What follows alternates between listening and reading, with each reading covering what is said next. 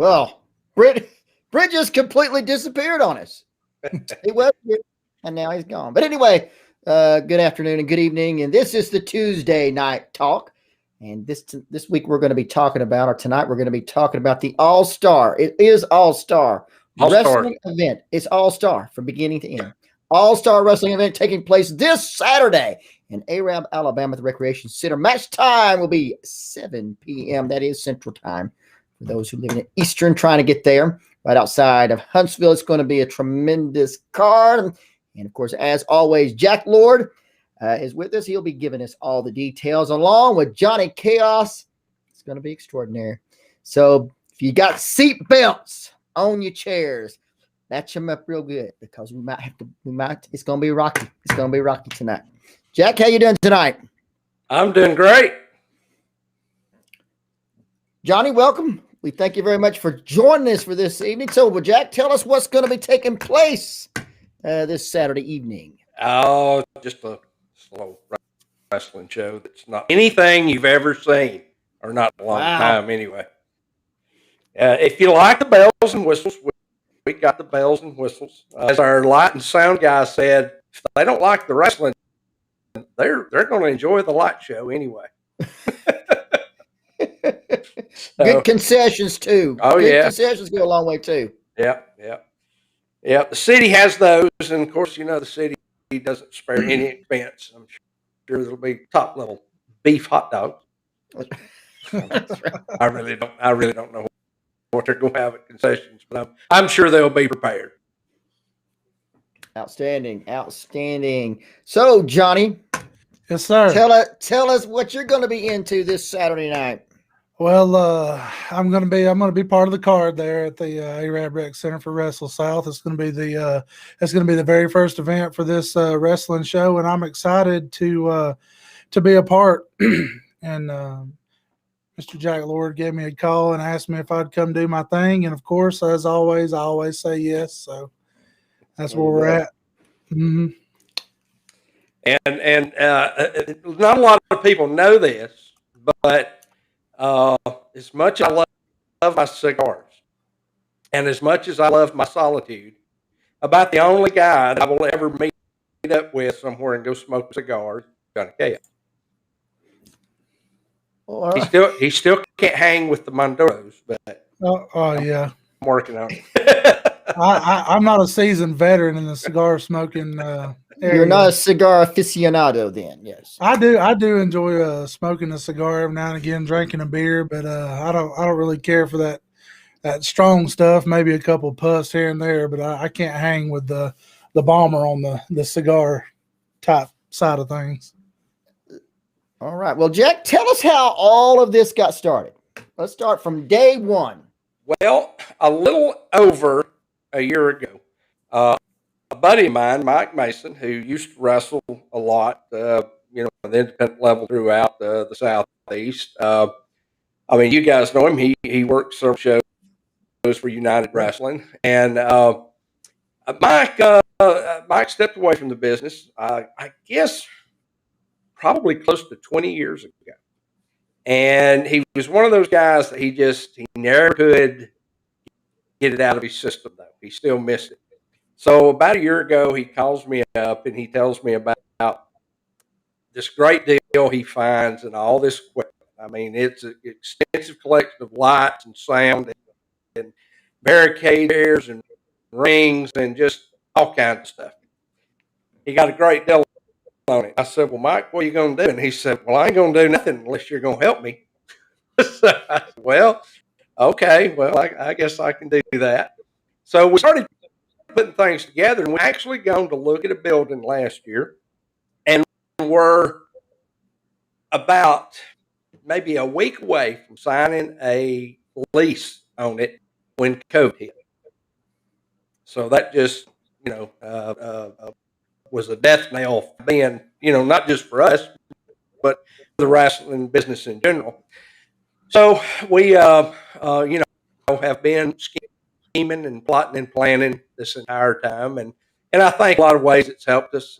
We found, the city of Arab really wants to host us, and has given us a great deal on the center, on the rec center there. And as a matter of fact, they have asked us to run weekly. But we've got, a lot of places we'll try to run, so we won't be running weekly. But that it's nice to know that even without running the first show, the reputation that we have between us, Mike and I, precedes us.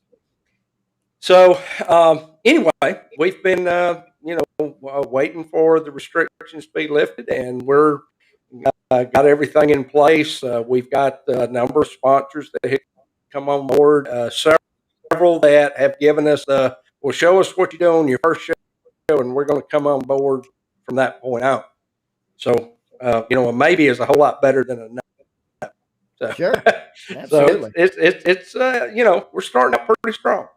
We got a good card lined up. I'll run that down. I've never released this anywhere else. We've never talked about. We've talked about who's going to be on the show, but we announced the actual match lineup. So I'm going to go through that real quick. Ben Buchanan, who is the son of Bull Buchanan, WWE star, huge star in Japan. He will be taking on Jimmy Cesaro, who Jimmy was trained by Ivan Koloff. He's a pretty big name in the independents up through the East Coast. He just moved to the Alabama area, and glad to have his experience on board with us. Extreme Heat, everybody from the Anniston, Oxford area knows him. He's very popular. He's going to be taking on Brad Savage. Roman Miller is going to be on the card. Parker Stevens is going to be facing Orion Bishop, who is an absolute beast in that ring. Draven Lee is going to be taking on Lamar Phillips. And last but not least, newcomer, a product of the WrestleSouth Training School, Lou Taylor is going to be taking on none other than Johnny Chaos. Ooh, okay. And Johnny, I believe, has already made this statement between a puff and a cigar one night about how he's going to make sure that Lou's debut is his last match. Well, that's not very nice, by the way. That is not very nice, by the way, Johnny. I mean, that's just my nature. Okay, then. I feel that giving a person a really good lesson and sending them home, and then the next time they see you, you're Mr. Johnny Chaos to them next time. That's right. I think that proves a whole bunch. Speaking of Jimmy Cesaro, I believe his name was. Let's bring him in right now. There he is. You were talking about him. He's going to be against Ben Buchanan this coming Saturday evening. Are you ready for your for the extravaganza for this Saturday night, Jimmy? I am. But Jimmy Cicero is actually the name, and I'm definitely ready for Ben Buchanan. That's okay. Yeah, I'll be ready for Ben Buchanan. I know he's a second generation wrestler. I know he's a great athlete. I know in his amateur career he was undefeated, which speaks for itself. But I got 30 years of experience. I'm a Ivan Koloff trained veteran, and so I got a thing or two up my sleeve for Mr. Buchanan. I noticed that you did not. He did not train you on the interview skills for Ivan Koloff. That voice is very distinctive. He did not teach you the Russian. Well, I'm not Russian. Slang. No, and I'm not Russian. Nor do I pretend to be. Well, you got the look. You got the goatee and the whole 9 yards. Just know. Right. Yeah. Well, you know what? And who better to emulate look wise than the great Ivan Koloff, as far as I'm concerned. But he was awesome. But I am who I am. My roots are Italian. And my home is now in Huntsville, Alabama. So everyone in this great state of Alabama is going to be seeing a lot of Jimmy Cicero. Excellent. Jack, you want to take over? Oh, I just, Jimmy and I have been friends for several years. I think I had a memory pop up where we first met. I think it was 5 years ago. And a proud member of the Bald-Headed Good-Looking Man Club. Well, we are. We do. We are both members of that distinct sorority, and and cigar smoking as well, there, Jack. That's right. So yeah, we are both members of that, and I think the last time I saw Jack, well, I saw him when we were traveling, but I also saw him at Tracy Smothers' a tribute show for Tracy. Yep. And it was great to see Jack at that show as well. Yeah, it's look, guys, I'm going to tell you this: WrestleSouth, this is a big deal, right? This is going to be taking the state of Alabama by storm. All right, and while yes, I'm polite and I'm pleasant sometimes, there won't be any of these pleasantries coming up on Saturday night and in the future for WrestleSouth when it comes to Jimmy Cesaro. Okay, wise guy Jimmy Cesaro has made a career the last 30 years. Okay, of breaking people in half. That's just the way it is. That's the way it always has been. And look, I have a lot of respect for Ben. I got a lot of respect for really the whole roster. You got a really talented roster here. Okay, I've seen Draven. I've seen the names that are on here, and I've seen video footage of a lot of these guys. Chaos. I mean, some terrific talent, right?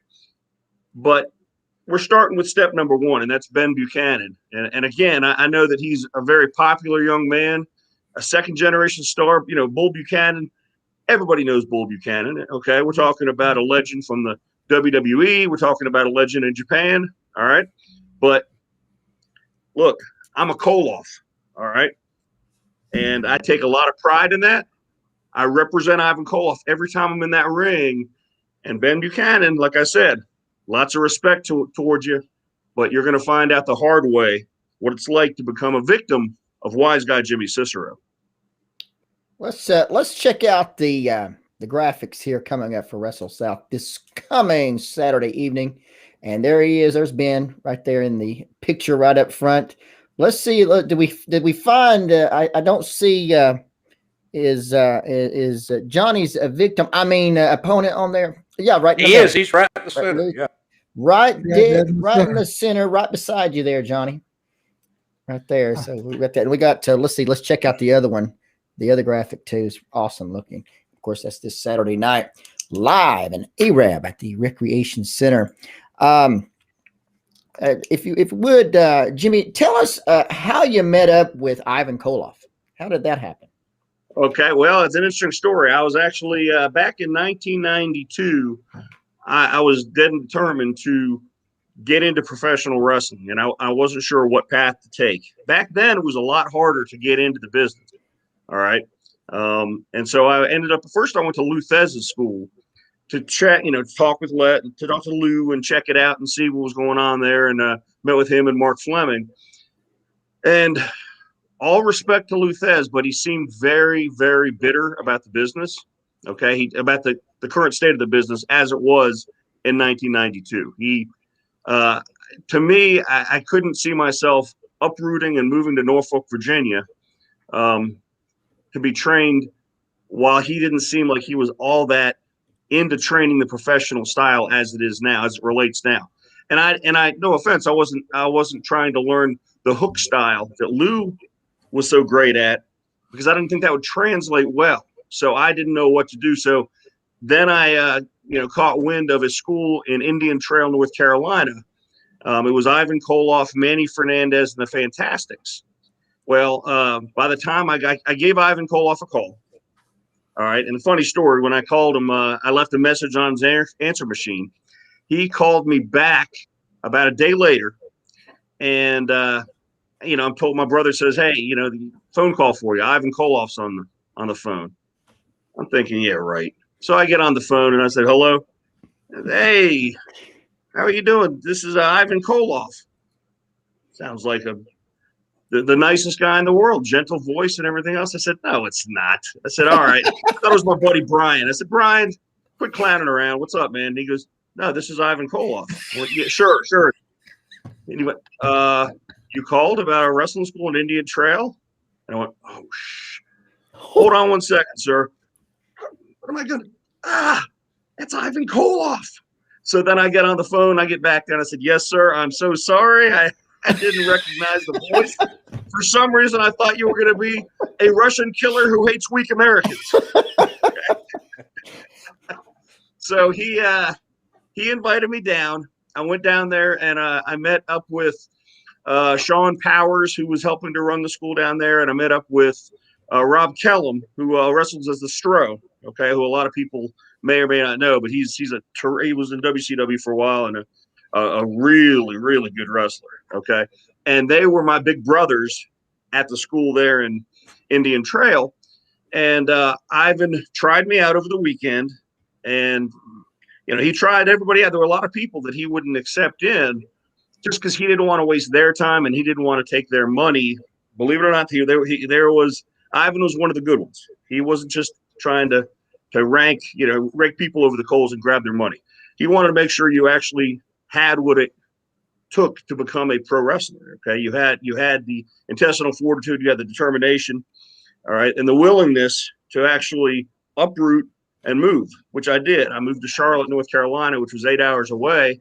Moved into a small little efficiency, and the rest was history. There were 33 students that started off, and only 4 of us graduated. The other ones dropped off week by week by week. Ivan didn't play. He was when I say he's nice, I mean he was very nice. He was very patient, but he was also a stickler for detail, and sometimes that detail meant taking upwards of 30 or 40 hip tosses in a row to make sure that you had that form correct, that you understood how that hip toss is being executed. You understand that guy hip tossing you're using his body as a guide. You've got to look up where your body is going to go, and you've got to go ahead and push yourself over. All right. And Ivan was a stickler for every bit of form, every bit of safety, the whole 10 yards. Okay. Like I said, it was when I say Ivan Koloff, in my mind, is the greatest trainer. I mean it 100%. And that was that. Like I said, I was blessed to be able to be trained by him. A lot of Mid-Atlantic of his Mid-Atlantic colleagues would stop in. Wahoo McDaniel, Tully Blanchard, Tommy Angel, Johnny Del Rio. Some of the guys, even some of the guys that were underneath guys, but those guys were such great help, to us students at the time. Excellent. Johnny, let's ask you the same question. How did you get started? Well, my start in the business wasn't really, it wasn't great. It was basically pretty modest. It was a humble beginning, and it started when I was about 5 or 6 years old, and growing up and watching WCW Monday Night Nitro with my grandfather, and then things developed into, I told myself and I told my grandfather that, eventually, Granddad, I want to do this, I want to be in there with the Giant, and I want to, I basically got, I guess, the young version of getting into the business, I guess, compared to you guys, being in the business for as long as you have. And this August will be 12 years for me. So, and it's went by pretty fairly quickly. But grow up, fast forward a little while, and I'm a teenager, and I'm not a teenager. I'm actually in my first marriage. So I'm driving down the road in a little town I'm from, Hansville, Alabama. And Jack's familiar with that area. And I see this old school sign pointing to this old rinky-dink little podunk building.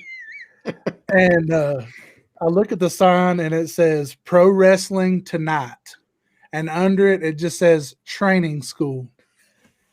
So my eyes just got really big, and I was like, a training school? I didn't know then what I know now about training and school and seminars and things of that nature. So I just stopped, and I went right in there, and there was a man in there by the name of Michael Ballinger. Most people know him as Mike Thez. I don't know if any of you guys are familiar. I know Jack is.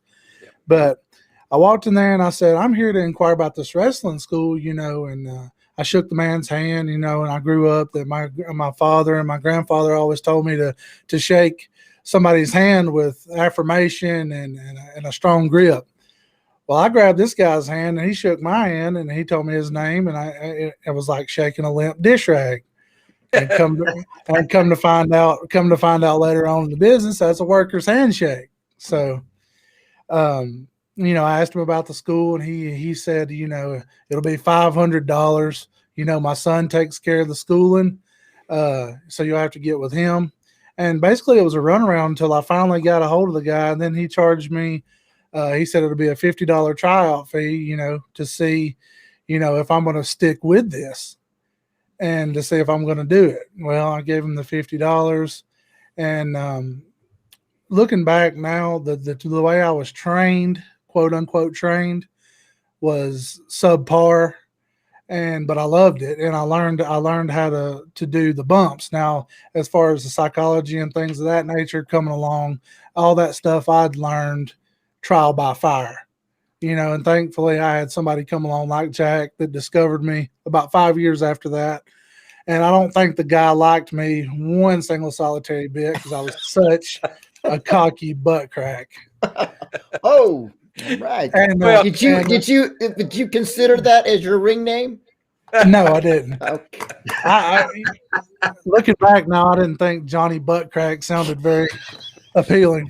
Cocky butt crack. That would be good. Well, I can see the t-shirts and hats now. I was training a couple of guys. I'd already retired by this point. I had a couple of guys I was training, and the Huntsville show, because Mike and I had gone back years, it was always open to me. I could come hang out. I could bring guys and use the ring, whatever I wanted to do. He gave me carte blanche, which was nice. And one of the first times I was there, Johnny was there, and to be quite, and he's not wrong. I did not like him first. I thought he had a bad attitude, and I gave him one right back. And then another, I think, what did they run every week or every other week? Yeah, it was every week. Okay, the next time I came back, I trained with the guys again, and we stayed the show. And I was in the locker room, and I said something to Johnny. Johnny basically said, "I didn't think you liked me," and I said, "I don't dislike you. I don't like your attitude, but I don't dislike you at all. I think you're just wasting your talent doing the stuff you're doing." Yeah, I mean, this guy. It's hard to tell here. What are you? 6'3", 6'4", 350, and anything Vader could do, this guy can do. But the problem was he was going out there with guys that were 120 pounds, and he was doing more spots than they could keep up with. And that's magnificent from an athletic standpoint, but from a psychology standpoint, it was meaningless. And it took me a while to get that through to him. But he finally, and I'll never forget, he had worked for me for a while, and he loves doing that moonsault. And I wouldn't let him do it. And I remember waiting almost a year, and I told him that was the finish of the match. He was the heavyweight champion. This was how he was going to lose. Do the moonsault. He misses. He stands up selling. The guy just rolls him up from behind. 1, 2, 3, Well, when he hit, that crowd exploded. I mean, they went nuts because they'd never seen him do something like that. And I remember he walked back in the back. He walked up to me and he said, "All right, I get it now." So, those, I mean, it's some great experience. And I mean, the guy he's come a long way. I'm very proud of him. I push him hard on everything we got, but I don't give him anything. He's earned everything he's got. He knows that everywhere we go, he's got to earn it every show. And I learned the bumps, and I'll toot my own horn here. I did progress pretty fairly through the physical aspect of training, but I never had anybody sit me down and teach me, hey, this is what a big guy does. This is what a little guy does. Here's what you should and should not do in the ring. And just kind of take me under their wing and show me the psychology and everything else. I've pretty much learned everything on the fly. I know that sounds bad, and it makes me sound kind of, well, this is brother. Let me tell you what, that doesn't make you sound bad at all, because that's actually very normal. Okay, I knew how to wrestle when I left Ivan Koloff school, but I didn't know how to work. Right. Probably until about 5 years later. Okay, when I was traveling with guys like Tom Brandy and Buddy Landell, and I would be able to, and they would, because they cared, they would take me aside and pretty much the same thing that Jack did with you, which was say, hey, look, this is all wonderful, but the fans have already forgotten 4 of the 5 things you just did. And you don't need to do this other stuff. You need to learn how to make these fans invest in you and care about you. And I started to get it the more and more I was with these other guys, these guys that I traveled with day in and day out. So, I always give credit to, Uncle Ivan for training me, but I say, look, I'm equally indebted to guys like Tom Brandy and Buddy Landell for caring enough to teach me and to show me how to work. It's when you say, 5 years and you're learning on the road, that's totally normal, man. I'm right there with you. It took me for 5 years. My first 5 years, my matches were probably spot fests that made maybe 0 to no sense at all. Okay. I didn't, of course, sometimes our egos get in there and we get a little ticked off when someone says something, but when it's a big brother like Jack Lord or Tom Brandy, then you start to listen. Mm-hmm. Well, I learned at an early age that it's better to walk in the locker room and shut your mouth and open your ears, especially being as young as I was. And I experienced that because, I was cocky, like most any person coming in. You got to have some level of an ego to do this. I feel like you got to have some type of attitude or some type of charismatic deal that comes off as an ego or whatever to do this business. So I learned, through a couple of conversations with people, they wasn't always great conversations, but it's just best to come into a locker room and close your ears or close your mouth and open your ears. So, and it wasn't up until about maybe a decade into my wrestling career that I got a chance to meet and go to a seminar with Dr. Tom Pritchard. And that was a really, that 2 days that I spent in Knoxville to do his seminar was probably the most eye-opening, most informative, and most beneficial to me as far as the details and the little things that you learn in the business. And if I ever get an opportunity, I'm gonna move to Knoxville and do his and actually go through his full school that he has. So, and I would note real quick, Jimmy, you were talking to Lou Thez. I met Lou in 1985, shared a locker room, and what you're saying, he was that way. He was very, very bitter about the way the business had changed. He did not like it. He didn't really care for much anybody with it. And not to say he wasn't kind, he just didn't like what the product was, and made the statement to him, "Well, wrestling's just ruined." And how many of us now are saying, of our age, saying the same thing about the current product? And it's different from what we grew up with. That's not to say it's a bad thing. It's just not our thing.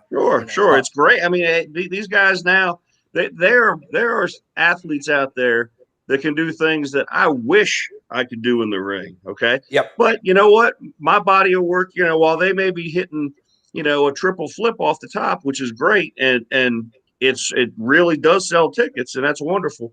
But you know what? I can still throw an abdominal. So I can still apply an abdominal stretch or a short arm scissors. And that's something that a lot of these other guys. They'll say to you, what? Well, and that, we're going to do and while we're on that is the emphasis of what WrestleSouth is about. Wrestle. I'm not saying you're not going to see a few high-flying things every now and then, but we do things in context of what tells the stories out there. And we present everything in a family-friendly show the same way we grew up watching wrestling. Those fundamentals have never changed. And, right. You can add all those bells and whistles and all those fancy moves, but if you get people to invest emotionally into what you're doing, then you're just out there doing that, dancing, and we're not dancers. We're pro wrestlers. Yep, and it's interesting. I used to point to some of the guys. Me and Q Ball Carmichael, okay, both had a hand in training Christian York and I trained Joey Matthews, okay, who went on to be Joey Mercury, okay. Yep. And when in training them, okay, a lot of things went into, okay, what kind of look are we going to have and everything else, and I had to make sure that I ingrained them. I said, guys, a lot of it is the charismatic factor and the ability to relate with the people. And I always used an example of Eric Embry, okay, who in USWA, okay, this guy, he had a very average look. He looked sort of dumpy, had kind of greasy, dark hair, and those people went nuts over Eric Embry when he was in a program with crazy over this guy. Yep. And I'm telling you, it was because he had an innate ability to relate with these people and to make them care. And at the end of the day, that's what it's all about, making these people care, making them want to give that $10, $15, $20 to get that ticket and making sure that they don't dare miss the next show. And I'll tell you what, that's one of the things that I would preach to them. Was I said, guys, look, yes, it's important to be in great shape. It's important to go to the gym. It's important to lift weights, get your cardio, have a look, have a gimmick, but it's also important to make sure that you figure out who your audience is and relate to them. I wish I could have been born in the 80s or grew up in the 80s. I was born at the tail end of the 80s in 1988. So I grew up with the Attitude Era and that kind of thing. But just in the 12 years that I've been in here, since the 90s when I grew up watching WCW and WWF, it's changed so much from then till now. Yeah. Like the product now, I can't watch it. I can't watch Raw, AEW either. I found out that fast forward and turning the sound down helps a lot for that show. And you know what's great is having YouTube to be able to go back and say and type in 1982 Georgia Championship Wrestling, okay, yes, or Continental Championship Wrestling, right?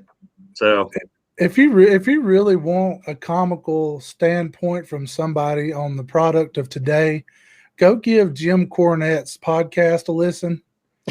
And take a listen to that guy.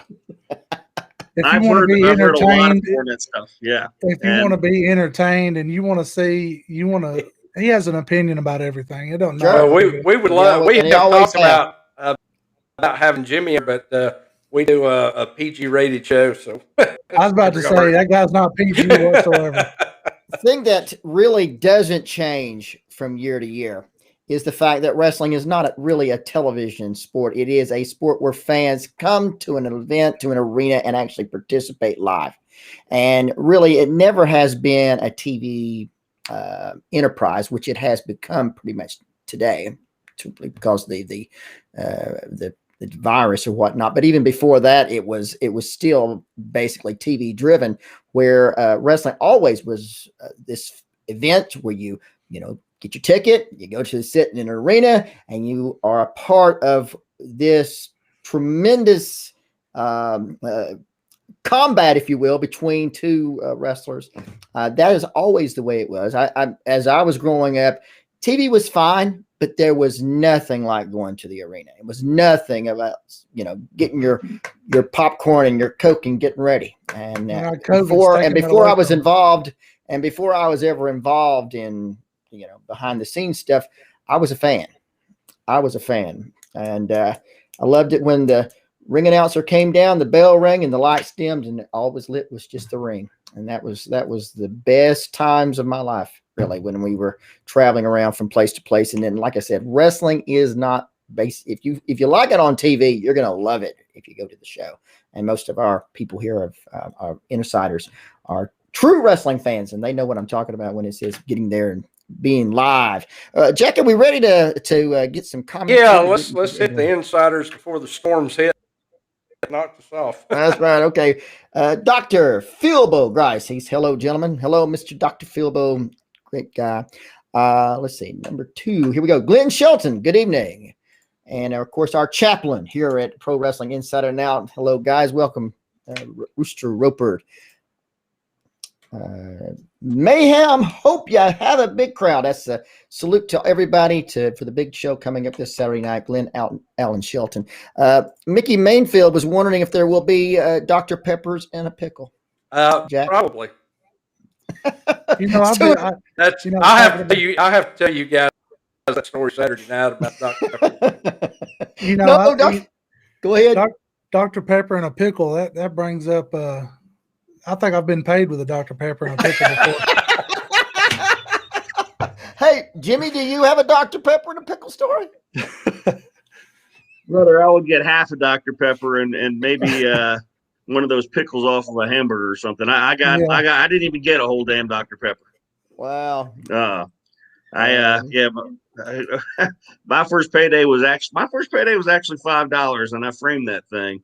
But I had many a show where that old phrase, a hot dog and a handshake, was a little bit too true for words. Yeah. Let's get that experience pay going. That there. was my experience for the first 6 years of my career.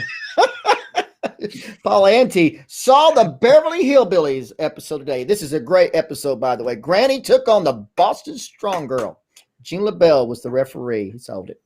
It was pretty good. I have to admit, I enjoyed that episode. That must have been before my time. Yeah, you got Beverly Hillbillies. If you haven't checked it out, check it out. It's pretty entertaining. Charles Bellflower. I am from Hollywood, California, and I will be there to take on anyone. Okay.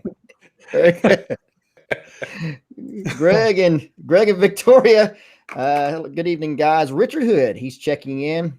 Richard's always with us.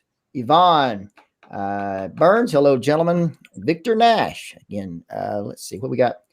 Victor Nash. Up next, Mickey Mayfield. Anyone else hearing the skips in Jack's mic? Nope. I did have a little loose connection there. Paul is there. He says yes. And then, of course, Ivan Koloff, Canadian. That's what he was saying. Michael Rollerson. Good evening, everyone. Victor Nash. Let's see. Are all WrestleSouth wrestlers first name Jimmy? No. Hey.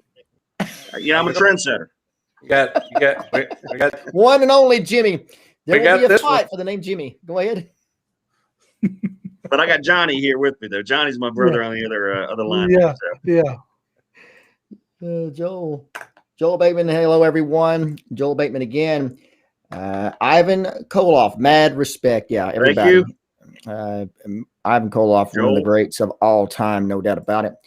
Let's see. Kevin Penley. What is Bull Buchanan doing now? He is a special investigator for the sheriff's department over in Carroll County, Georgia, I believe. Yeah, I think that's what it was. All right. Love old school professional wrestling. Joel Bateman. Joel again. I have a background in martial arts, taekwondo, and hippocato. I don't know what that hippocato. Hapkido. Okay, excuse me. I'm a fast learner and a good student. Okay. Oh, it's at him again. Here because Joel, wrestlers always give a gentle handshake. That's not always the case. Just in that case. Not if you get around me. Not if I already know you. Michael Barr from Parts Unknown. And I think, Stewart is replying to him. Let's see. Parts Unknown, huh? Yeah. Him and the missing link? That's right. Joel Bateman, he's a straight shooter. There's no doubt about that. Michael Barr. If a face and heel worked as they are trained, then they will get the fans into the match. Excellent. Well, if they're trained right. Yeah. Right. That's what I was about to say. Yeah. Michael Barr, it is not something they have learned overnight. Well, that's true. That is a very true statement. Let's see. Richard Hood. I'm just going to sit back and listen. And let's see. That's Joel always Bateman. a good piece of advice. Joel Bateman. I miss Ivan Koloff, Bobby Heenan, Nick Bockwinkel, Kurt Hennig, etc. We all do. We all do. Yes, indeed. Michael Rollerson. Missed all those guys too. Let's see what's going down. If I can get it to scroll down. Richard Hood. I missed the smell of popcorn. Yeah, that was always the thing. And then after the matches where the kids were popping the Coke cups, they would turn them upside down and Old stomp them. Bebop. Look at old Bebop. He wants to do hot dog and a Coke. He's moving up from the pickle, Dr. Pepper. Yeah. Tim Truitt is checking in with us tonight. And, of course, Larry Bebop back with us again. Rug Burns in every greenhorn's first name. Matt Burns. He is going to be Rug Burns. Well, that's because he's short. He's closer to the ground. Let's talk just real quick. I always like to hear about that first match. That's what I like to hear for. Johnny, tell us about that first match you had. Well, there really ain't much to tell. It was absolutely horrible. Was it? It wasn't. It wasn't bad. Going into it, I remember who it was, and I remember who it was against. I don't remember the finish. I've been hit quite a few times in the head with a lot of different things since then. So I really don't remember what town it was in. It was in Hansville. It was in Hansville, Alabama. Yep, the little small rinky-dink podunk building I was telling you about. Oh, little hole in the wall, huh? Which, by the way, they have upgraded to stadium seating now. Yeah, yeah, I'd heard that. Okay. But anyways, I'd come fresh out of training, and I hadn't quite developed the neck yet. And my neck and my upper back was just so sore, and I just constantly kept bouncing my head off the mat. After, and it wasn't a bad match. It was just I was extremely sore and hurting pretty bad after that, and I questioned whether or not I wanted to continue doing this. But you did, and that's persistence, and you have to have dedication. There's no doubt about it. They sometimes, and many people don't believe this, the travel itself will break a person.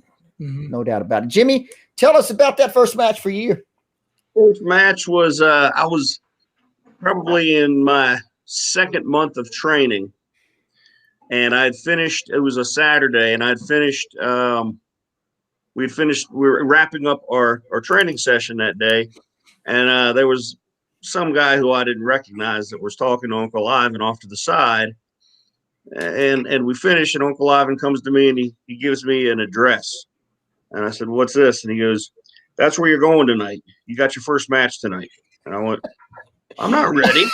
What do you mean? He goes, "Nope, that guy represents Candy Ryan, who's a promoter in Bunn, North Carolina, and you're going to be taking the place. A guy named Casey Thunder is not going to be there tonight. You're taking his place." And I went, "Yeah, but we still got arm drags to go over." So I ended up having to find that, and this is before we had GPS on our phone. Well, hell, there were no cell phones back then either. So, right. So I had to actually go get a map, from the local Circle K, all right, and find where this place was. I was petrified. To say I was petrified is not giving enough credit. But I went out there and I teamed up with a guy named Johnny Del Rio, and we worked against Chris and Jeff Hamrick, in a tag team match. And I just did what we always had been doing in training, and had the match. Match went fine. Went off without a hitch. I ended up taking a double drop kick for the finish. And I tell you what, I went to the back and they gave me an envelope with a crisp $5. Oh, the crisp $5 bill in it. And I was the happy. I got paid, which means I'm a professional. So that was my first match. Awesome. Absolutely awesome. Now, Johnny, the other question I always like to ask. Name the most, let's say, outrageous thing that's happened to you since you started wrestling. The most outrageous? I've been up and down the independent circuit. Any embarrassing moments that... I got one, and I got one I think will be pretty comical. I had toyed around with the idea of doing things off the top rope like we had talked about earlier, and I love to just jump and flip and do all that, And I was in a match, and I climbed up the top rope, and I'm standing on the top rope, and I'm like, well, I'm already up here.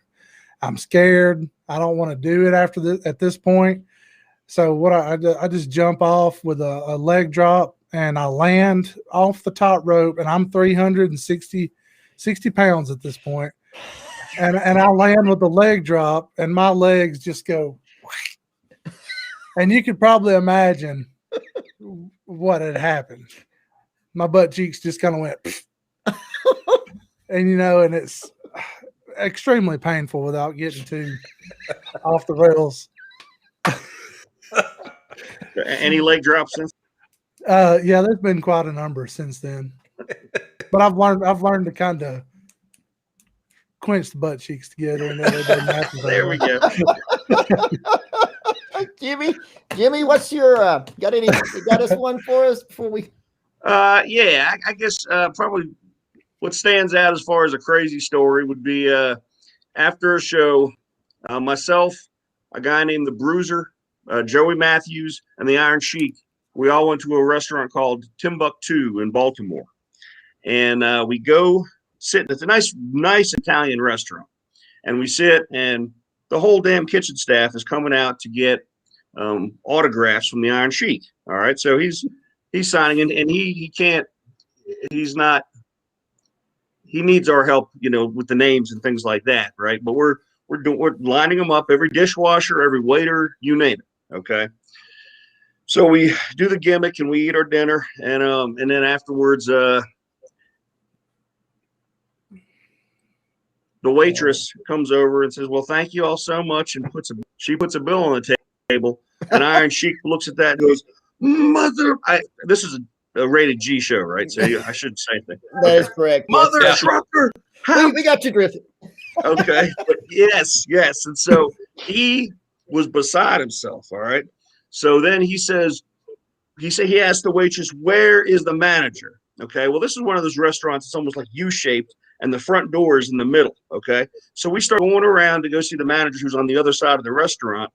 And as I'm turning the corner, Sheik goes straight out the front door and he says, "Jimmy Bubba, Joey Bubba, let's go." What are we doing? He goes, "Jimmy Bubba, this is called taking a powder." So we end up going, and I'm like, "Holy shit!" Excuse my language. Holy crap! We're talking about a bill of about $250, and I'm learning now what taking a powder is. So we get to the car and drive away. The end. So instead of dine and dash, it's taking the powder now. Yeah. So needless to say, that was a long time ago, and I still probably have a wanted poster on the Timbuktu restaurant front desk. That's funny. No doubt about it. Jack, are you ready for WrestleSouth? No. Yeah, we're ready. Saturday night, 7 p.m. Excellent. Joel, just real quick, Joel, he wants to be a professional wrestler. He's 54. He's willing to do his best. I say, if you're willing to do it, I say give it a try. I'll tell you what, Joel, there's a guy in Florida. I'm 62. This guy in Florida was 62. I think he trained 61. And his son with special needs and had passed away. And his son was a big wrestling fan, and that was their thing together. So he wanted to honor his son by training and having a few matches. And he did, and actually did pretty well. I can't think of his name. I have him on my Facebook. Just a genuinely nice guy. So, are you going to make it somewhere at your age? No, you're not. But if you wanted to learn and put the work in and enjoy what you're doing, go for it. Sure. I couldn't imagine being 54 years old doing that.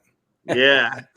I'm 52 right now. I've been doing this a long time, and I tell you what, while I feel great while I'm in the ring, the next morning, that's always my problem. I got my 4 Advil, and then my wife just hears me complain because I am sore.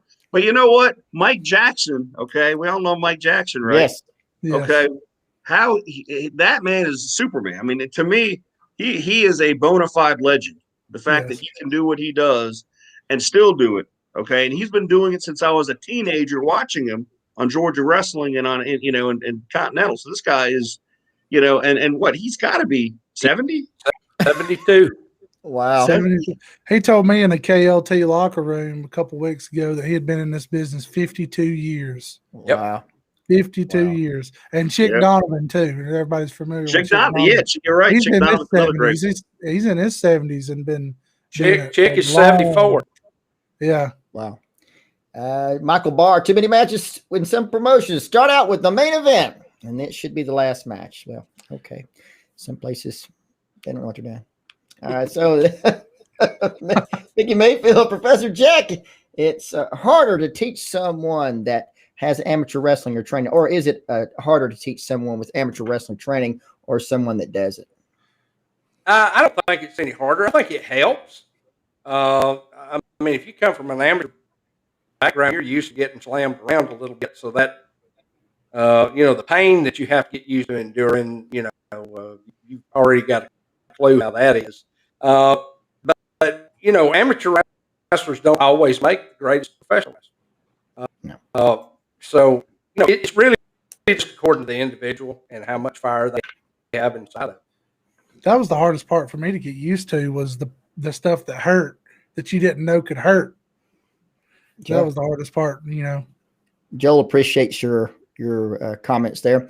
Right now, let's we're coming up to the end of our program here. Johnny, here it is, your opportunity this coming Saturday. Tell us what's going to happen. Well, it's pretty simple. I'm not a man of many words. I'm a man of a lot of action, and I just let what I do in the ring determine or inform everybody of how things are going to go. If they're gonna continue to use me at WrestleSouth, then there's going to be a lot of people there that are on notice. And if the time ever comes when me and Mr. Jimmy Cesaro's got to step in the ring, then I guess we got to do that. Everybody's on notice, and it's not just one specific person. They don't call me Chaos because it's a cool name. They call me Chaos because it's a way of life. How big and what is your stats again?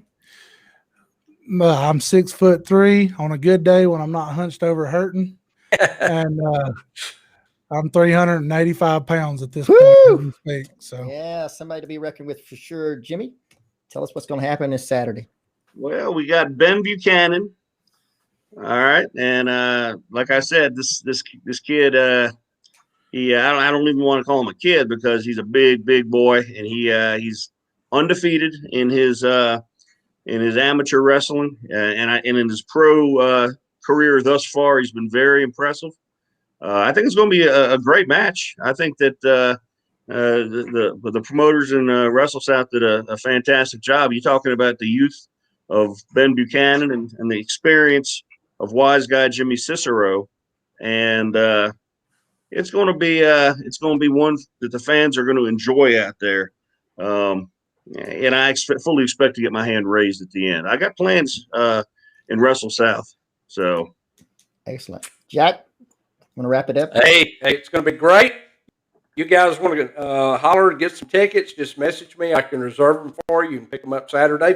Don't forget, beautiful Bobby Eaton, Midnight Express, also a member of the Professional Wrestling Hall of Fame. Bobby's going to be there all day. So if you want to come in, meet Bobby, pick tickets up, you're welcome to. We'll be there from 9 o'clock in the morning all day long at the rec center setting up.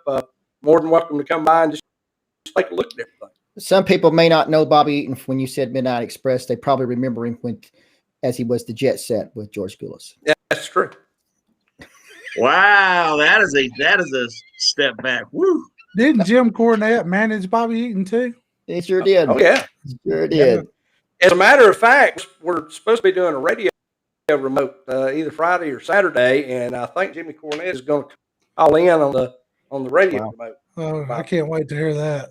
Excellent. Well, it's going to be big. It's going to happen this Saturday night. Arab, Alabama. Match time will be 7 p.m. Make sure, if you can, get down there and enjoy the matches. And until next Pro Wrestling Inside and Out, I'd like to thank everyone, Jack, Johnny, Jimmy, and of course, always, we'd like to thank each and every one of you for joining us right here on Pro Wrestling Inside and Out. Until next time, it's Rodney West. Good night, everybody.